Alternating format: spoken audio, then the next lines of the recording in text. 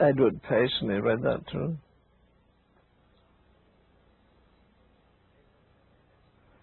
In essence, dear brother, he's saying exactly what you say. Go back to the old paths. He'd asked me, why?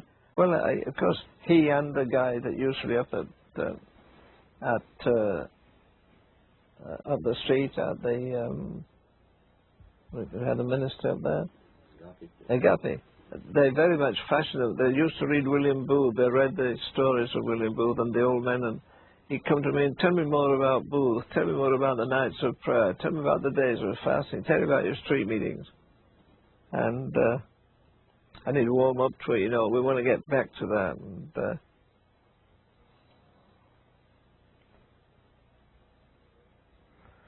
it's one of those mysteries. You don't know why God moves men along like that, but anyhow.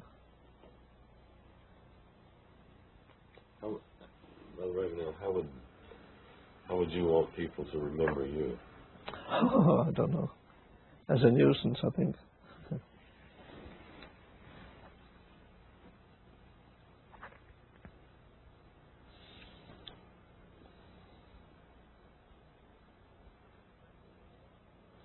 Well, your reward is like, I can't do it now because I get so many people, but say 3 or 4 years ago, man, I'd come and spend 2 hours and then write back and say, you know, from another country, I'm pastoring out in New Zealand, and the turning point was when I came to see you. I got more in 2 hours with you than I got 2 years in seminary. I'm reading the whole armor of God. I'm reading this, that. I'm reading some history of the Salvation Army and areas that they hadn't broken into. And all I know is I'd stressed as much as possible the life of prayer and personal devotion. Immediately you get cold there, you get cold outside. If you keep fueling yourself, you keep reading Isaiah 6 over and get visions of God and visions of live in the book of the Revelation, and you don't understand all of it, you don't ask to. I say God can't be explained, he can be experienced, and that's all that matters. I mean, I sometimes fear, like I preached my heart out on Sunday in a 3-4 vision I wondered after, am I trying to get people to come up to the altar? I don't know, because I never made an altar call. But nobody's going to jump. I mean, I got saved at 14, I'm 84, almost 85. So I've been 70 years, I've seen all kinds of tragedies in the church, wars and rumors of wars, popular men going popular and so forth. But keep looking unto Jesus and reading the Word and remembering these old paths that my daddy used to talk about so much, and all the other looks like trivia. Guys now laugh at me because I live on my Social Security. I've done counselling in this room for 13 years, and the whole aggregate, somebody leaves something behind. It's okay. They haven't left $500 in 13 years, so I don't do it for the money. A man called me from Houston last year. They said, "Can I come and see you?" I said, "Yes." Next one, a van came. 10 of them came with the pastor at 10 o'clock, and it stayed till 1. I taught my heart out as much as I could.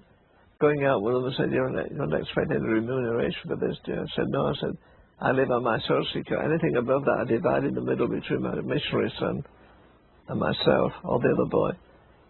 So this fellow said, "Well, we should leave you something." So he goes to the door, takes his billfold out, takes something out, and he came back and he put it on the table, put his hand on it, and he said, "I'm leaving this for you because I know you'll share it with your son." I said, "I sure will."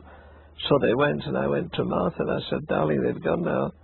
I said, "But they left us some money. Isn't that a miracle?" She said, "Well, we don't get that."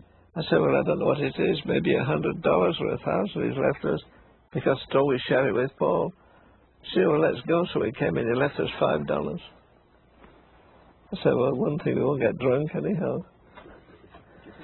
No, I'm just saying that because everything has money in America. You know, what annoys me, well, how much would it cost to have you come for a week? I say, if you start that way, I'm not even going. I don't go. No, I think we're moving now. In one thing, it's terrible that things like struggles happen and so forth, but it gives the church a new start. We're going to start on a new level of holiness. We're not going to be entertainers. We're not going to bother who comes or doesn't come. We don't have to join in every effort that they make in the city to have a revival. Forget it, we've been doing that for 20 years. stay at the place of prayer. No matter who comes to town to preach, we're going to stay together and pray Friday night from 9 till 11 and 9 to 12. I've done that always. Every city I've been in, I've started a pastor's prayer meeting, usually on a Monday when they're washed out and tired. And they come from all denominations. There's no alternative to prayer